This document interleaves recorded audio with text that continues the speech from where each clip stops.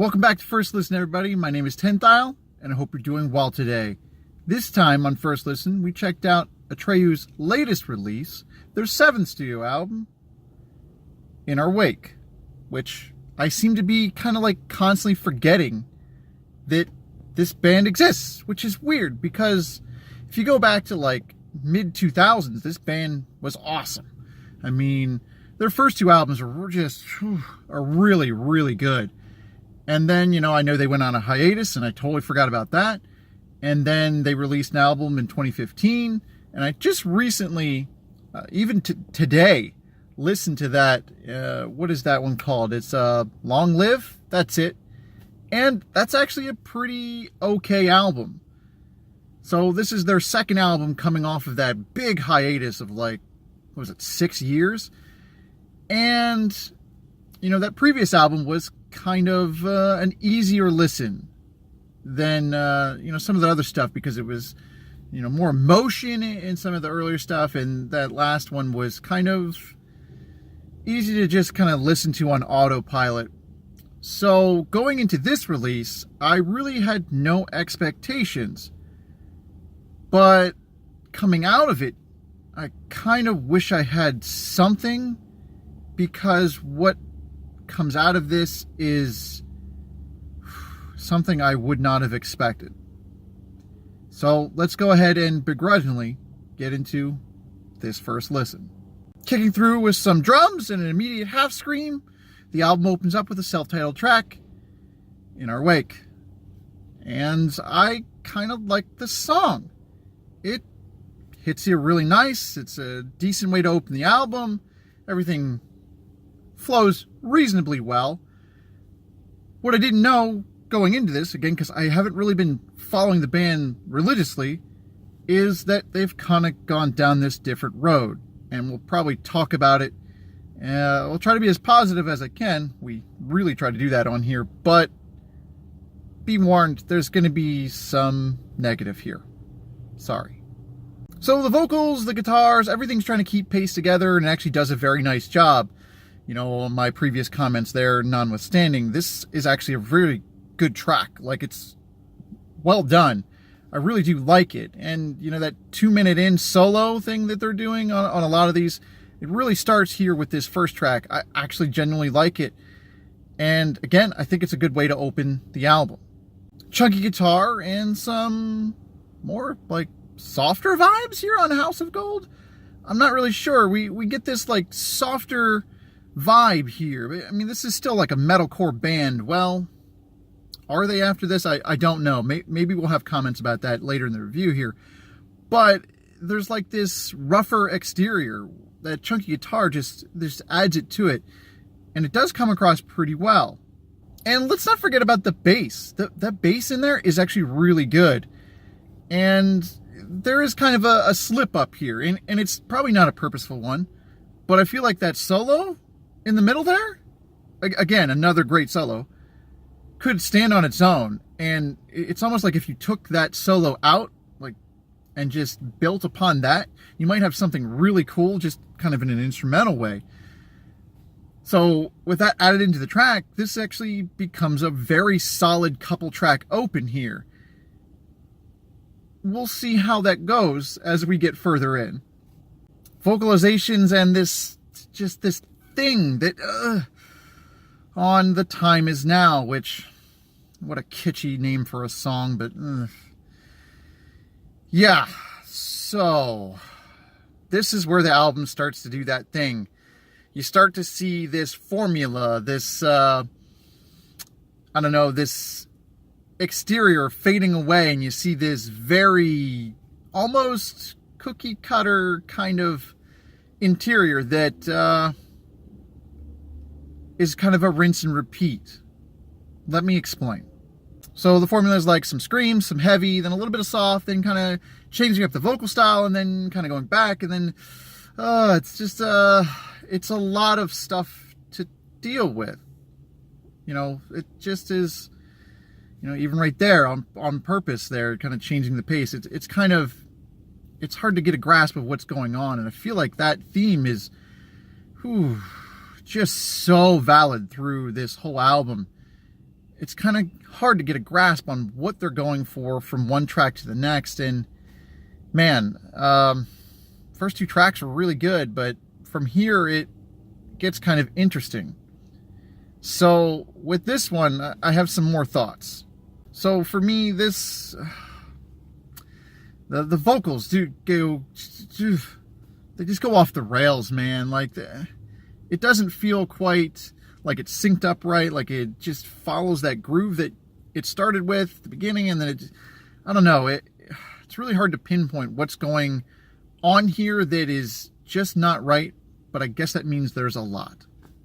Then we have a full kick-ass scream on Nothing Will Ever Change, and it does an awesome job at just pulling you in.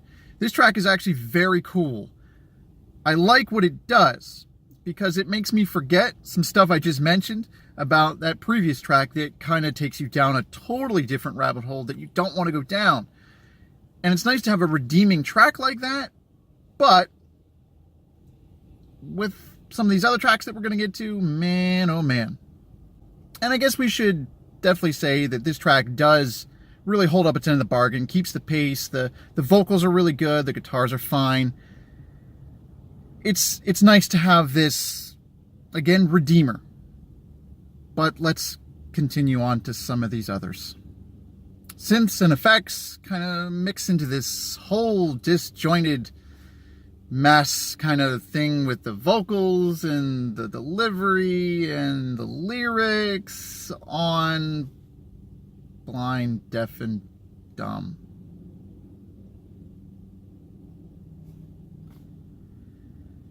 So this track is not good. It's not good. And if we take out all the effects here, I still feel like the vocals don't stand very well on their own. And it just leaves this, like, literally a what the f*** moment here. And I just don't know what is going on. And I find myself getting lost in tracks like this one. And we'll talk about more here. I don't know what they were going for. Like, everything on the vocals sounds so abrasive, and it's lucky that we have these effects in here to kind of clean that up a little bit, but I really don't want the effects. But maybe that's a personal thing. Maybe this track just doesn't hit me right. I don't know, but I think there's going to be some comments about this, and I'm telling you, I just don't know what happened to this band. Spoken vocals and a very low-key vibe. And snaps. I mean, come on. Snaps really on Terrified. A track that actually has a pretty cool message. And the vocal style doesn't really become so buried, because there are two of them going on at the same time, as it does in, maybe the previous track or some of the other tracks on here. So it's nice to have this message. And maybe it's because it's a more lighter tone and vibe. And I really like where that's going, but it leaves me just like kind of scratching my head like, where does this fit in the collection of songs here? These 12 tracks, like, where does this fit? Because it's really the only one that stands like this. And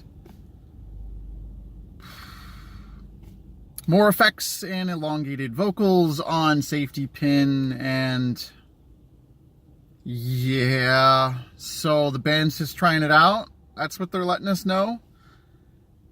Okay. Sure. Keep working on it, I guess. And those subtle O's, you thought we didn't hear them. We do. We still don't like them. Still don't like them. This metallic vibe and that chaining-ish kind of vocal on Into the Open. Ooh, yeah. Man, something feels off here. Even when the vocal delivery kind of changes, it still does not feel quite right. And I feel like I'm saying this over and over. And for being a pretty positive person and wanting to see all the positive that you possibly can in music, man, this album is making it very difficult. This is a very trying time here, trying to talk positively about this album. It's like they can't find their gear, even when it goes to the spoken vocal and, the pace changes up. Like, it just, Yeah. And the poppy vibe is engaged with these tones, and let's be real, this isn't great here on Paper Castle. It's just, dude. We have O's, we have like a complete change. You know, we're doing one thing, you know, screams, and then it just, it feels off. It just feels weird. Man, this album had potential at the beginning, and feels like at the back half here, it kind of, well, mid to back half, kind of just falls to the wayside. It's really a shame to see and hear. You know, and more specifically on this track with the screams and the distortion, and then, you know, it's, yeah. Yeah. Nice scream. Nice guitars. Nice bass. Open really well on No Control. And then the vocals. What are those vocals? What is that? I don't even know.